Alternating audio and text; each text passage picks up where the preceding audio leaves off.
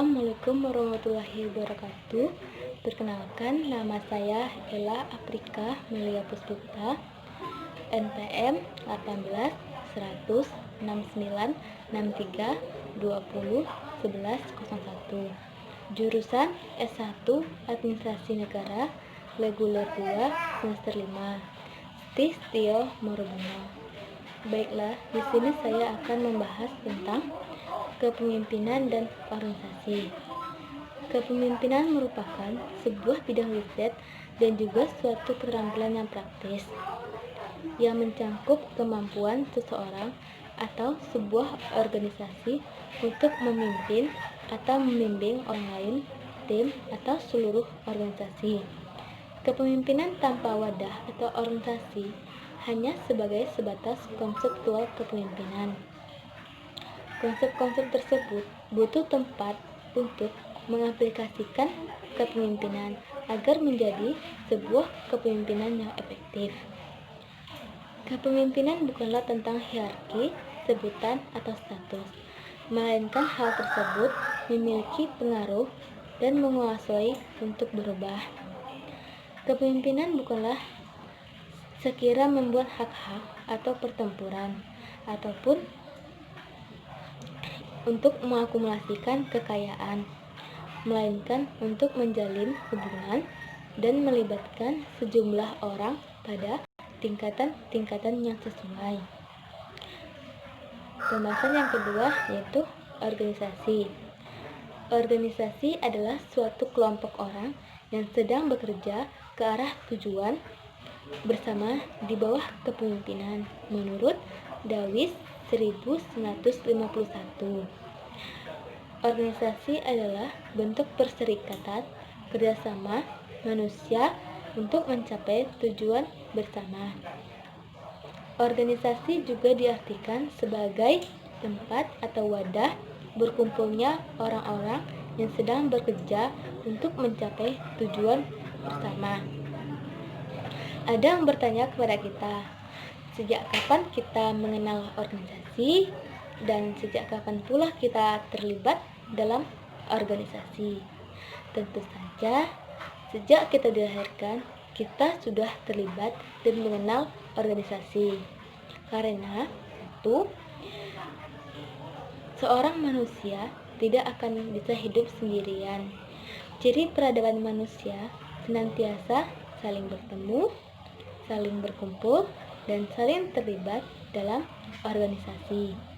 Yang kedua yaitu saat kita dilahirkan, saat itu pula kita akan terlibat dalam persalinan, dalam organisasi persalinan. Yang ketiga yaitu saat kita menimba ilmu, saat itu pula kita akan terlibat dalam organisasi pendidikan. Bahkan saat kita dimakamkan, kita akan terlibat dalam organisasi pemakaman.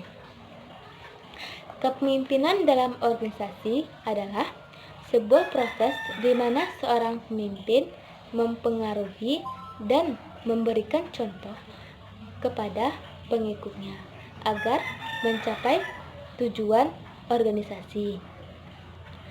Ada beberapa sikap kepemimpinan yang harus diterapkan oleh seorang pemimpin, yaitu pertama, menjalin kedekatan dengan bawahan atau anak buah. Yang kedua, memberikan motivasi dan semangat. Yang ketiga, memberikan kepercayaan dan tanggung jawab. Baiklah, di sini saya akan membahas yang kedua yaitu jenis-jenis organisasi. Jenis-jenis organisasi terdiri jadi dua, yaitu organisasi formal dan organisasi informal.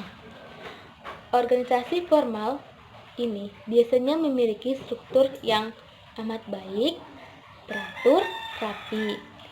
Kewajiban serta hak para anggota sudah diketahui secara pasti, bahkan jarang dalam bentuk tertulis. Contoh organisasi formal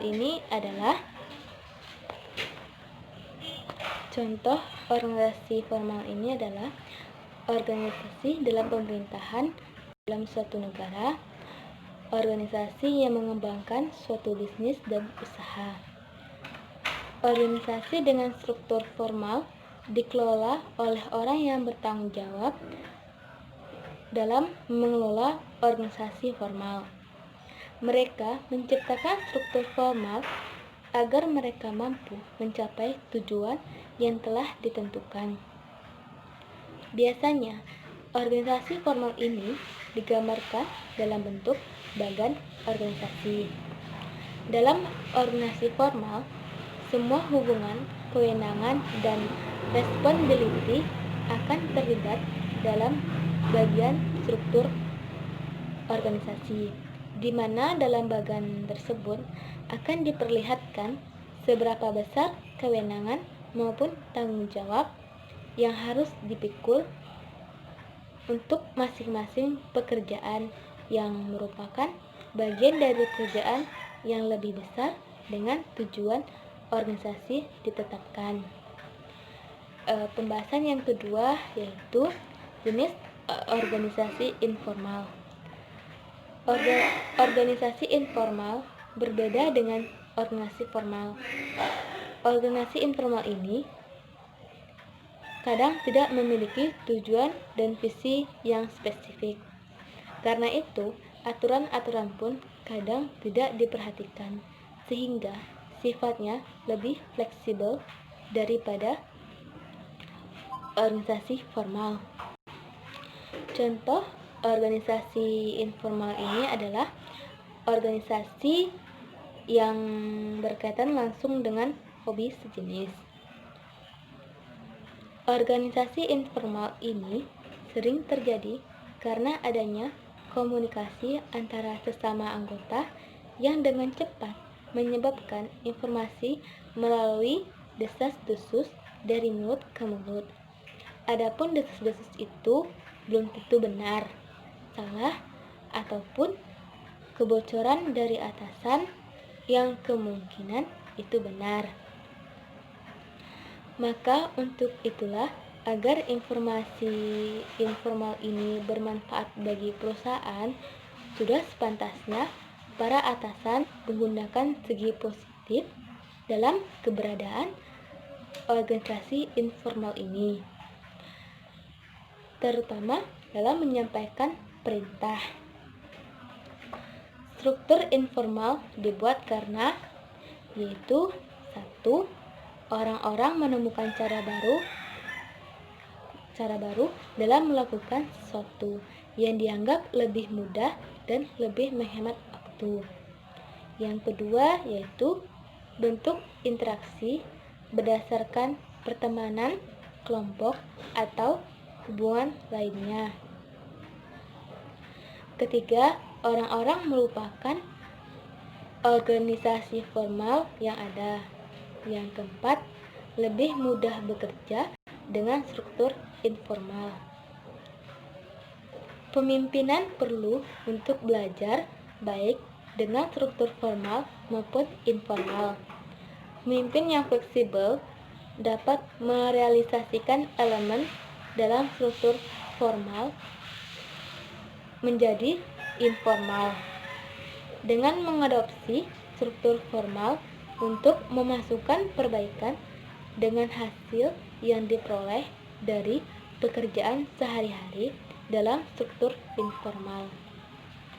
Jadi, kesimpulan pembahasan ini adalah suatu organisasi tanpa mempunyai pemimpin hanyalah sebatas tidak akan bisa berjalan dengan baik.